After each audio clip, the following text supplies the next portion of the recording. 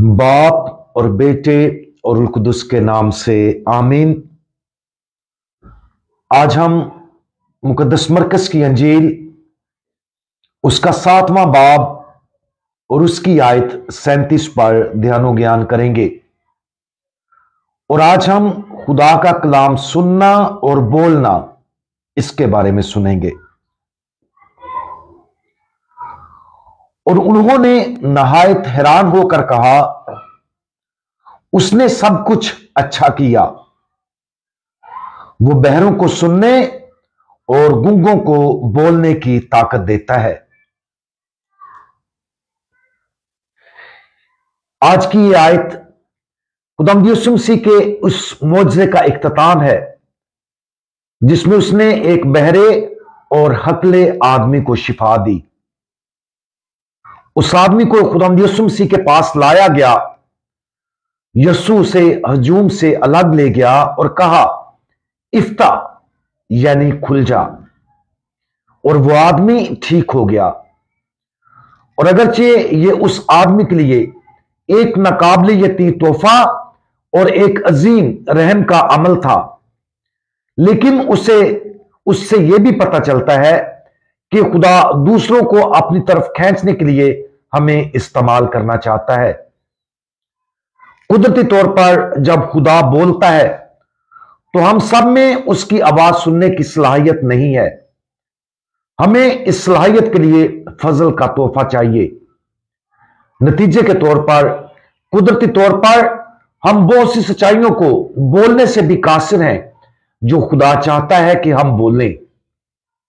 और आज की यह कहानी हमें सिखाती है कि खुदा हमारे कानों और जुबान को भी ठीक करना चाहता है ताकि उसकी नरम आवाज सुने और अपने मुंह से उसके कलाम की सच्चाइयां बयान करें। लेकिन यह कहानी सिर्फ खुदा के बारे में नहीं है जो हम में से हर एक के साथ बात कर रहा है। यह दूसरों को मसीह के पास लाने के हमारे फर्ज को भी जाहिर करता है जो उसे अब तक नहीं जानते। उस आदमी के दोस्त उसे यीशु के पास ले आए और यीशु उसे हजूम में से अलग ले गया। इससे हमें यह बसीरत मिलती है कि हम खुदा की आवाज को जानने में दूसरों की मदद कैसे करते हैं।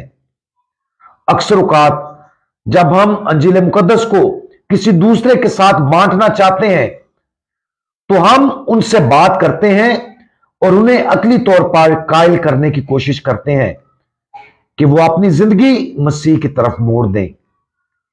और अगरचे ये कभी कभार अच्छा फल ला सकता है, लेकिन हमारा असल मकसद ये है कि हम उनकी मदद करें कि वो खुदावंद के साथ थोड़ी देर के लिए खुद ही चले जाए ताकि खुदावंद यीशु मसीह उन्हें शिफा अता कर सके। अगर हमारे कान वाकया खुदावंद ने खोल दिए हैं तो हमारी जुबान का हकलापन भी चला जाएगा।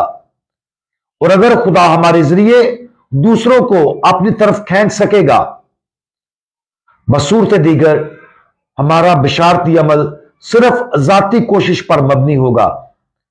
लिहाजा अगर हमारी जिंदगी में ऐसे लोग हैं जो खुदा की आवाज को नहीं सुनते और उसकी पाक मर्जी पर अमल करते नजर नहीं आते, तो सबसे पहले अपने आप के साथ खुदा को सुनने का अहद करें। अपने कानों को उसकी आवाज सुनने दें और जब हम उसे सुनेंगे तो यह उसकी आवाज होगी जो हमारे जरिए दूसरों तक पहुंचेगी और उनकी जिंदगियों की तब्दीली का जरिया बनेगी।